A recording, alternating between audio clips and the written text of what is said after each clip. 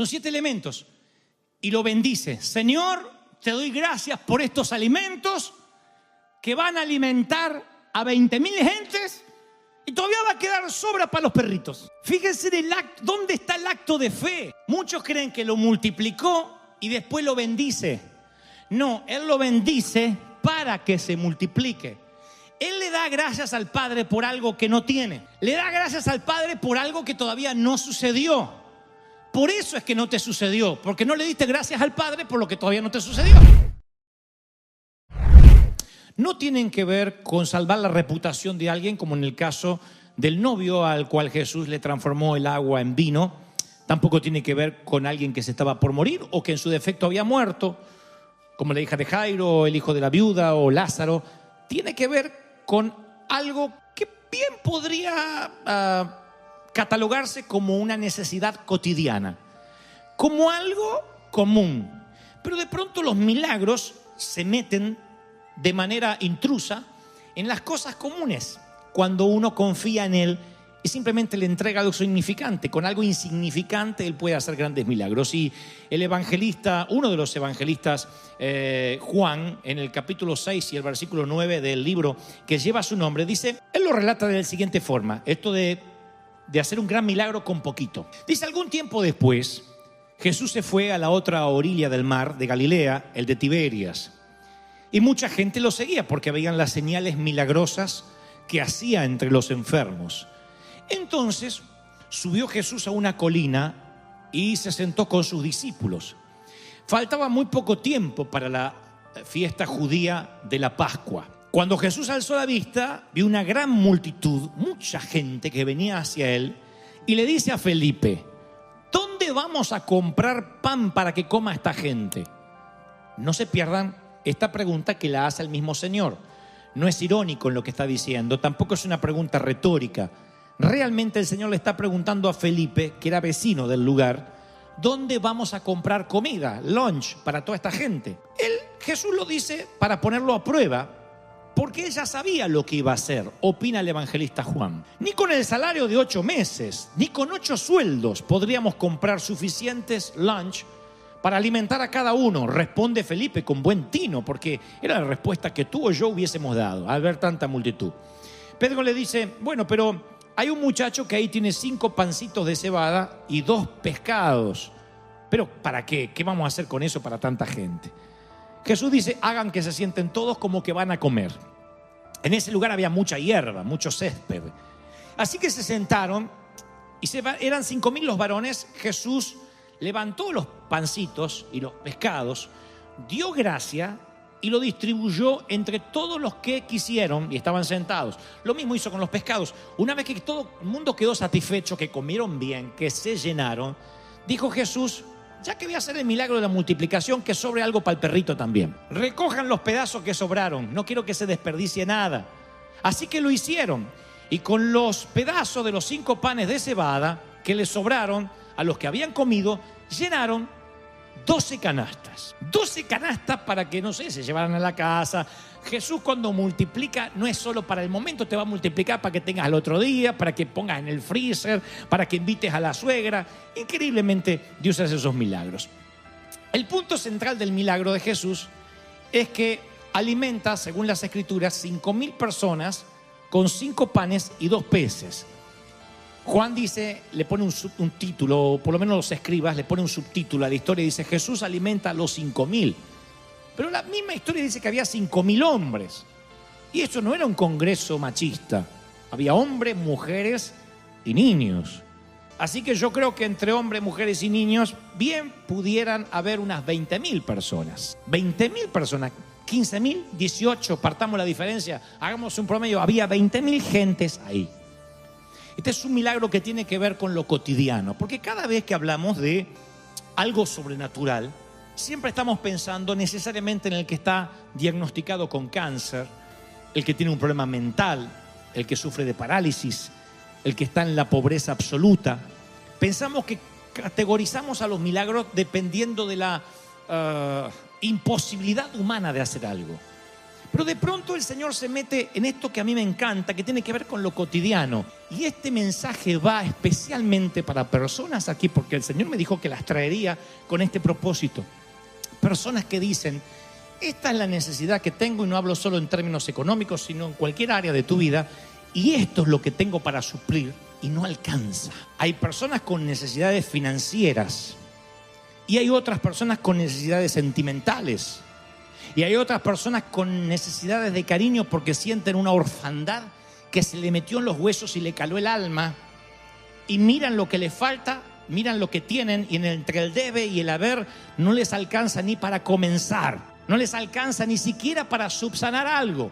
Como decía mi mamá, por lo menos vamos engañando el estómago picando algo. ¿Te han dicho eso alguna vez? No está la comida, pero pica algo para engañar el estómago. Yo jamás le pude mentir al mío. Y a veces, cuando tenemos el debe y el haber y hacemos un balance, nos damos cuenta que ni siquiera podemos engañar el estómago.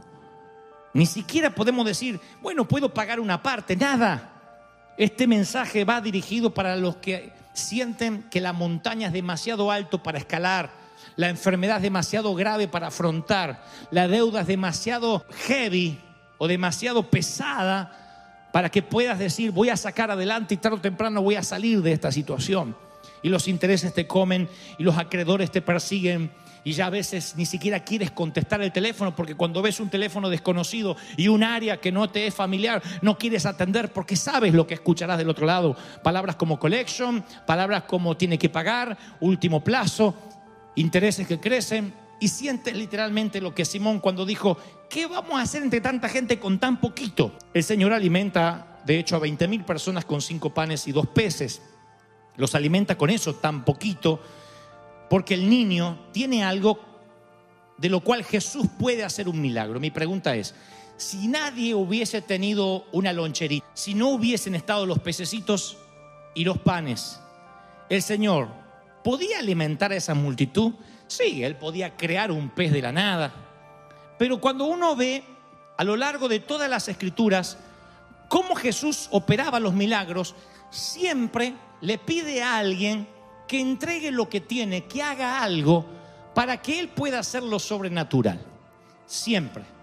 No sé por qué, pero ustedes van a ver milagro por milagro y van a ver que, por ejemplo, Él está frente a la tumba de Lázaro y les pide, corran la piedra.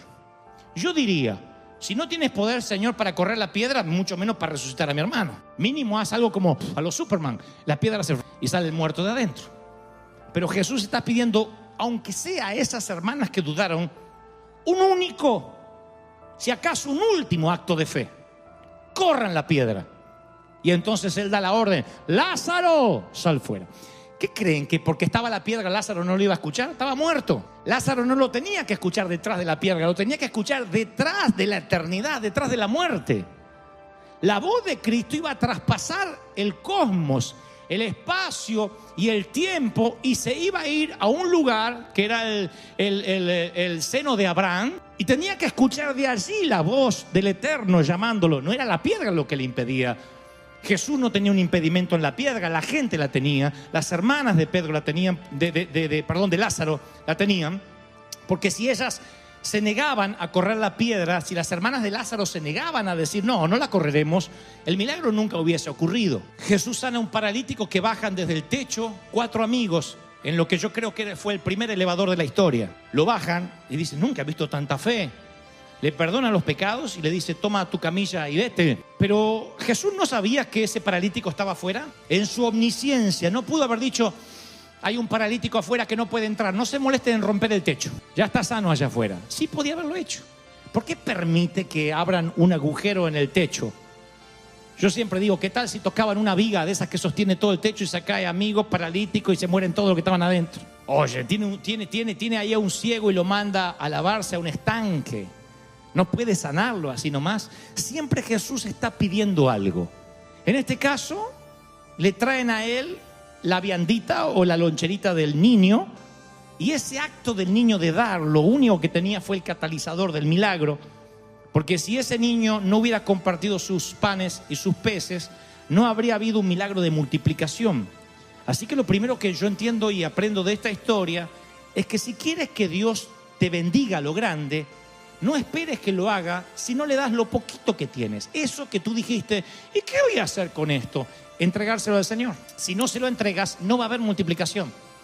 Ahora tú me dices, pero teológicamente Dios podría multiplicarme sin yo darle nada. Claro que sí, pero cada vez que voy a las Escrituras, Él pide que le des algo.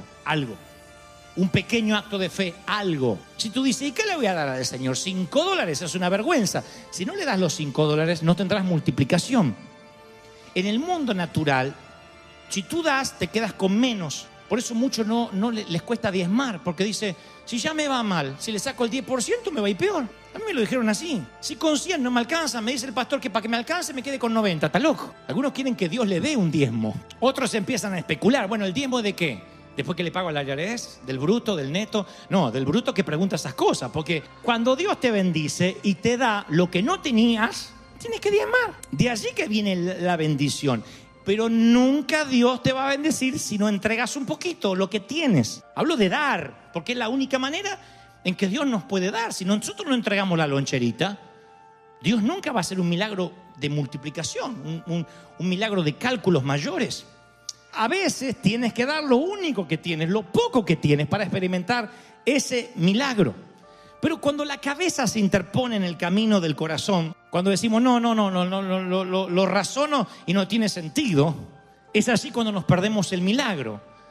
Yo imagino que el niño le dice, yo tengo esto, la loncherita que mi mamá me preparó para mí. Creo que fue la única mamá pensante de los 20.000 que había ahí, ¿eh? ¿A dónde vas, nene? Voy a escuchar el sermón de Jesús. Llévate unos pececitos y unos panes. No sea que se alargue el sermón, ese medio predicador larguero como los argentinos, a ver si se larga. Llévate la loncherita. Menos mal que hubo una mamá previsora que le puso la mochilita al nene. Y entre toda esa gente hay alguien que tiene una mochilita. Y cuando Dios hace la multiplicación excede la suma de todos los componentes, porque hay alguien que sí le cree al Señor. Pero yo pienso que el niño habrá dicho, tengo esto, y alguno de los discípulos habrá dicho, no, es una gota en el medio del mar. ¿Qué tienes que el Señor te está pidiendo hace tiempo y no se lo estás dando porque consideras que eso no va a marcar ninguna diferencia?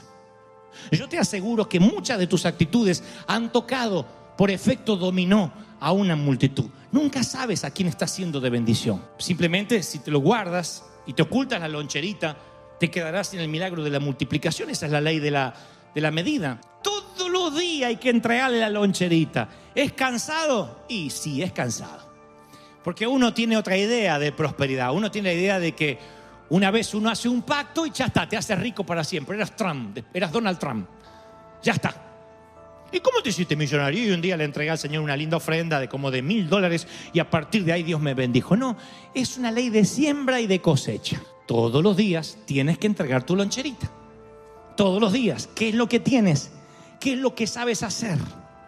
¿Qué es lo que tú sabes hacer? ¿Qué le puedes entregar al Señor? A lo mejor no puedes entregar dinero, pero insisto, puedes entregar tiempo, talento, puedes hacer algo. Lo que digo es que esa vianda en las manos de Dios genera siempre algo sobrenatural que no se generaría a menos que se lo des al Señor. Y el Señor dice, nuevas son las misericordias todas las mañanas. Luego dice el Señor, hagan que se sienten todos. Eso es una orden que todo el mundo va a comer. Y aquí viene lo más importante del milagro. Lo que yo llamo bendecir la comida imaginaria. Esto es uno de los secretos más grandiosos de este episodio bíblico. Porque Jesús dice que se siente en todo el mundo, que todo el mundo va a comer y bendice el alimento imaginario. Claro, a ver, tenía los 2 pececitos y los 5 panes de cebada, pero para alimentar a 20.000 personas era un alimento imaginario. Es más, alguno habrá pensado, va a comer solo, porque Jesús no hace la multiplicación y después ora para que Dios la bendiga. Dios pide la bendición sobre lo que todavía no se multiplicó. Son 7 elementos. Y lo bendice. Señor, te doy gracias por estos alimentos que van a alimentar a 20.000 gentes y todavía va a quedar sobra para los perritos. Fíjense dónde está el acto de fe. Muchos creen que lo multiplicó y después lo bendice. No, Él lo bendice para que se multiplique. Él le da gracias al Padre por algo que no tiene. Le da gracias al Padre por algo que todavía no sucedió. por eso es que no te sucedió, porque no le diste gracias al Padre por lo que todavía no te sucedió. ¿Cuántos solteros hay acá? Levánteme la mano los solteros con deseo de dejar de serlo. Ahí bajaron la mano. ¿Qué está mal? ¿Cuántos solteros hay? Levanten la mano porque los voy a nombrar. Ahí está. Miren, no tienen que responder, pueden bajar la mano. ¿Cuántos de ustedes ya le dieron gracias a Dios por el príncipe que Dios te mandó, por la princesa que Dios te dio? Tú dices, ¿cuál si es un sapo? Pero tal vez sea un sapo porque no agradeciste por el príncipe que Dios te dio. Por eso sigues viendo sapos. Queremos que venga la multiplicación primero para luego bendecir y agradecer. Así agradece cualquiera. El agradecimiento es agradecer, valga la redundancia, por lo que todavía Dios no hizo. Ese era el diezmo en el antiguo Israel. Era obediencia al diezmo. No tenían que hacer cálculos en Israel para hacer el diezmo. Porque jamás en Israel levantaban la cosecha y separaban el 10% como hacemos nosotros. Primero cobramos el salario para después diezmar, y algunos están pensando si diezman del bruto o del neto. ¿Saben lo que hacían en el antiguo Israel? Los agricultores nunca esperaban recoger toda la cosecha para ver cuánto recogían y después llevarle el 10% al Señor. Le daban lo que llamaban las primicias, los primeros frutos. O sea, la primer cosecha que aparece se cosechaba a raíz y se lo llevaba al templo. ¿Qué sabían si iban a seguir cosechando? Bueno, el sentido común de un agricultor dice, si así se levanta una cosecha, vamos a seguir cosechando. Y si mañana viene una helada, y si mañana llueve y se pudre toda la cosecha, y toda la primera cosecha que pudo haber alimentado mi familia ya la llevé al templo. Es que el diezmo era una cuestión de fe. Primero le daban al Señor la primicia y después cosechaban el resto de sus cultivos. Y al dar el 10% antes de saber cuánto iban a tener, estaban poniendo a Dios como prioridad. Estaban diciendo, queremos experimentar lo milagroso. Señor, no nos vas a fallar. Se levantaban a la mañana, una gran cosecha, la sacaban toda y al templo. Eso se llamaba primicias. Es como que tú estás esperando conseguir un empleo, Dios te lo da y el primer salario se lo entregas al Señor sin saber si mañana te van a despedir o sin saber si vas a conservar el salario, porque no firmaste un contrato de que vas a estar 10 años en esa compañía. Pero tú, en fe, dices, yo le voy a dar al Señor para que Él entre en la ecuación de mi vida. Ese era el milagro del diezmo de Israel. Le dan a Dios lo que le corresponde y Dios no es deudor de nadie. Si le das a Él tus panecillos y tus peces, Él te va a multiplicar. Alguien tiene que decir amén. Ese es el milagro. Entonces tienes que dar gracias a Dios por la comida imaginaria.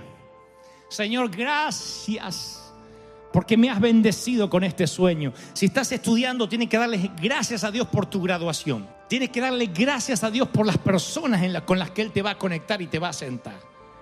Antes de que ocurra el milagro, para acceder a la multiplicación. Yo recuerdo en nuestra congregación, no, en realidad no era nuestra congregación, sino que él vino a predicar a nuestra congregación.